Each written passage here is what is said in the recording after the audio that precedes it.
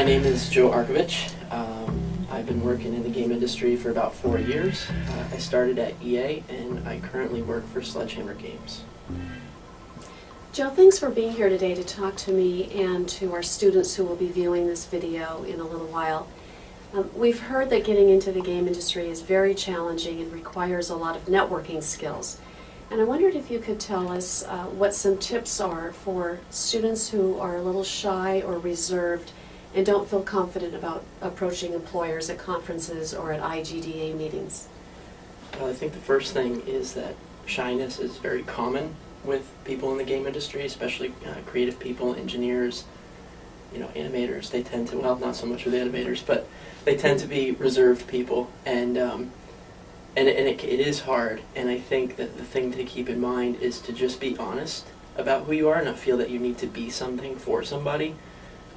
Generally speaking, an employer is going to be looking to fill a need, and your skills are what they're looking for. So be honest about your skills and what it is that you're able to do, and I think you'll find that you'll be able to speak a little better when you're not trying to be something for somebody.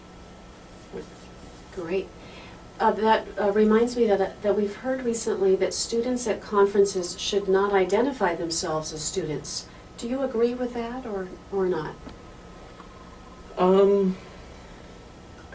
don't know. I guess in one way I disagree, because I think if you're honest, if an employer's looking to fill a spot for a senior artist, they're not going to hire a student.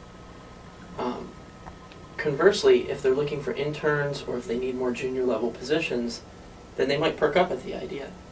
I think anybody's going to be adverse to being inundated with kind of just stuff being like shuffled at them, which is kind of, I think, what people conjure up when they think student. They think hordes of people coming after them, and so that kind of creates a negative connotation. But you want to make sure, again, like with my previous point, I think it's important to be honest about where you're at, where you're coming from, and what abilities that you have, because if nothing else, the person will, no matter who they are, be able to respect that and know, okay, well, this is what they have. How can I fit them into my crew? And certainly, if you have a positive attitude and everything else coming at them, and you're proactive as a student, I think that we all came from that spot, and they're going to be trying to find a way to fit you on their team if they can.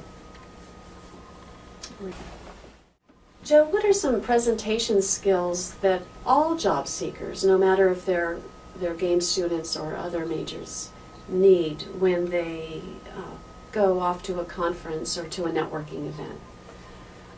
I think that the most important thing is kind of like the broad basis, be professional, right? Like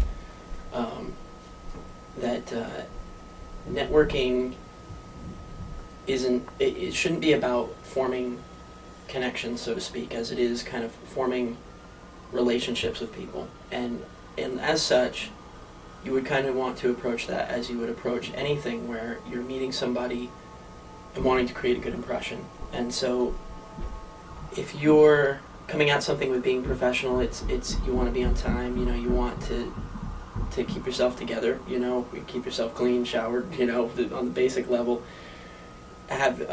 Know what's going on in the industry, be able to speak to it cleanly and clearly, and be somebody that somebody would want to work with. And think of yourself, if you're in a situation where you've got that guy, he's a prima donna, or the guy who never gets his stuff done on time, or the guy who smells really bad, like, you're not going to want to stuck in a cube next to him, right? So the idea is be somebody that you would want to work with. And when you network, employers are going to look at that and they're going to say, well, this is somebody I can count on. And I think no matter what industry you go to, that's going to be true. That's great advice. Thanks. Just a couple more questions here. Once a person gets employed, what is the path to career success and promotion? Well, I think there's a lot of things that go into that. On the very base level, just be good at what you do, right? Like, always be looking for new techniques, new things coming out on the horizon, whether that be different titles, game titles, and what other people are doing in the industry. And honing your skills, constantly working to be better, because one thing about the game industry is it does move very fast. And even if you were very good at doing a small subsector things, they'll become antiquated pretty quickly. So it's important to stay on top of new software and continuously learn. Outside of that, when you're in the job, I think one of the advantages, or to me anyway, of working in games is it's something that I really love to do, and I find it's really fun. And so sometimes it's something that, like, on a day-to-day basis, you want to, when I go into work, I want to be better at what I do. I want to make my stuff look better, not just because I want to do it just because my boss told me to, but because when it goes out on the shelf, like, to me, if it doesn't look good, it's kind of embarrassing, right? Or you want to have it, you want to represent yourself or your company the best way you can. I mean, you take pride in the product of the game that you're working on. And so I think to that end, I think taking responsibility for that and being involved in it and not just waiting for somebody to tell you what to do, but to do that and to take a genuine interest. If your boss tells you, like, I need you to go through and fix all the collision on this stuff, and you're like, oh God, I don't want to have to fix collision on all this stuff, but you do, so you do it.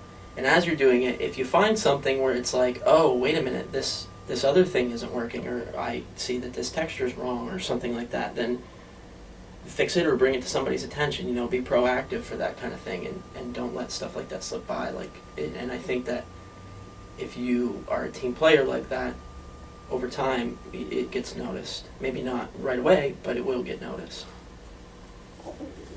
Finally, Joe, what can students start doing now to prepare for a career in the games industry?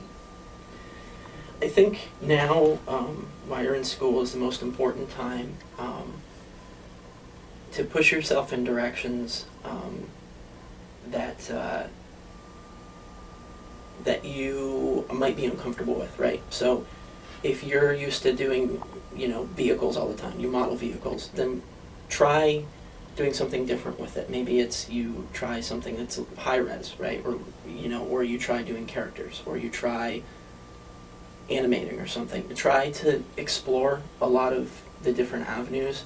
You do want, not to say, and I guess to kind of just turn around and contradict myself for a second, but not to say that you don't want to spend the time to really hone your skills in one direction, right? Because if you're going to say, I'm going to be an environment artist, then the best chances of getting a job are going to be, here's my portfolio of environment art. But any time you spend on the other things is going to inform that, and you're going to have a better understanding of the whole process, and that's really important. So I'd say in school, one of the important things is to really spread your wings and kind of explore with a lot of that stuff, because once you get in the industry, it's hard to have time to work outside that stuff. I spend a lot of time learning more stuff about environment art, but I don't have any time to look into characters or anything else like that. I pretty much spend all my time thinking about environments. Thank you, Joe. Are you able to tell us what you're working on now, or is that top secret? That's top secret, oh, okay. Apparently. But what did you work on before? I worked on Dead Space and Dead Space 2. A lot of fun? A lot of fun. Okay. Thanks for being with us today. We really appreciate it. Thanks. Spot for a senior artist. They're not going to